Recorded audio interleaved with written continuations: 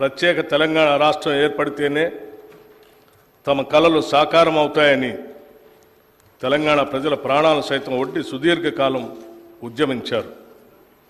ఆ ఉద్యమాల తీవ్రత వెనుకనున్న తెలంగాణ ప్రజల ఆవేదనను గుర్తించి కాంగ్రెస్ నేతృత్వంలోని యూపీఏ ప్రభుత్వం తెలంగాణ ప్రజలకు ఒక ప్రత్యేక రాష్ట్రాన్ని ఏర్పాటు చేయాలని నిర్ణయించి దానికి సంబంధించిన అన్ని లాంఛనాలను పూర్తి చేసి స్వరాష్ట్రాన్ని సాకారం చేసింది.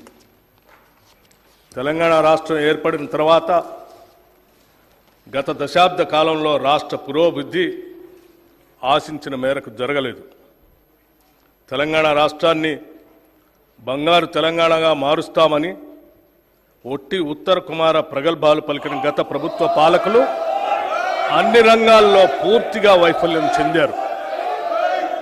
పురోభివృద్ధి అటుంచి రాష్ట్ర ప్రజల సంక్షేమం సన్నగిల్లింది, అభివృద్ధి అడుగంటింది, రాష్ట్రం అప్పుల పాలైంది. చిలికి చిలికి గాలివాన అయినట్లు రాష్ట్ర ఆవిర్భావ సమయానికి ఉన్న 75,577 కోట్ల రూపాయల అప్పు గత ఏడాది డిసెంబర్ నాటికి వామనావతారంలా పెరిగి 6,71,757 కోట్ల రూపాయలకు చేరింది. అంటే గత 10 సంవత్సరాల్లో తెలంగాణ రాష్ట్ర ప్రభుత్వ అప్పు దాదాపు 10 రెట్లు పెరిగింది.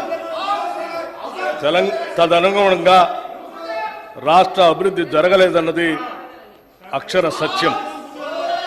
ఉమ్మడి ఆంధ్రప్రదేశ్లో తెలంగాణ రాష్ట్రానికి రావాల్సిన నీళ్లు, నిధులు, నియామకాలు దక్కటం లేదన్న కారణంగా ఉద్యమించిన రాష్ట్ర ప్రజల ఆకాంక్షలు ఎంతవరకు నెరవేరాయి అన్న ప్రశ్నకు మనమంతా కలిసి సమాధానం చెప్పుకోవాల్సిన అవసరం ఉంది.